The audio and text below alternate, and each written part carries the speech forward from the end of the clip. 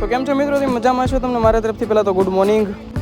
રોજની જેમ ગાડી નીકળી ગયા કારખાને જવા માટે, પણ કેમ હવે ટણણ ટણણ ટણણ ટણણ ટણણ ટણણ.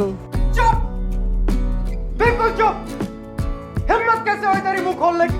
આમે તે કારખાને પગીને પેલું કામ તો આવડું આ જોઈએ, ભગવાનનું નામ લેવાનું, દીવબત્તી કરવાનું કરી નાખ્યા. આપણે તો કાલવાળો જે લોટ હાલતો હતો એ ચાલે છે ને, એ આખા બ્લેક કલરનો લોટના એટલા છપ્પાના બાકી છે અને આવડા છપાઈ ગયેલા છે. પછી તો એવું છે લોટ જ પૂરો કરી નાખ્યો, તમે વાતું જ ન કરો લોટની તો યાર.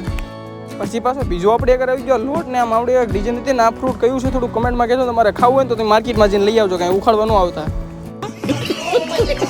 કારખાને થોડોક જ નીકળી ગયો વહેલા ખાવા જવા માટે, કેમ કે આપણે જવાનું હતું બહાર મફતનું દાબા.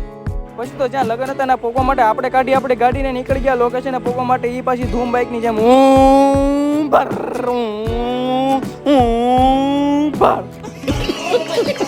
ના પોગીને પેલા તો આપણે લઈ લીધી જગ્યા આપણે પીરસવા માટે, કેમ કે સમાજ સ્વીકારે નહીં ને. પછી તો કે આપણેથી રહેવાનું નહીં ને, આવું સારું છે ને, એટલે બેસી ગયો જમવા. કારખાને એવું જોયે તો પાછો બંદૂક જેવો લોટ આવી ગયો, કાંક આવા કાંક પટ્ટા તને આવી કાંક ડિઝાઇન હતી ને, એટલા કાંક લંગી પડી ગયા, ઊભું ન રહેવાનું નથી. કોને ખબર હું એને તકલીફ આવી ગઈ. આમ તો હજી આપણામાં ગુલાબજાંબુનો પાવર હતો એટલે પાછો લોટે તરત પૂરો કરી નાખ્યો. એમ થોડાક આપણે જેવા તેવા કારીગર છે યાર, ગુલાબજાંબુ ખાઈને ફડાફડી બોલાવી.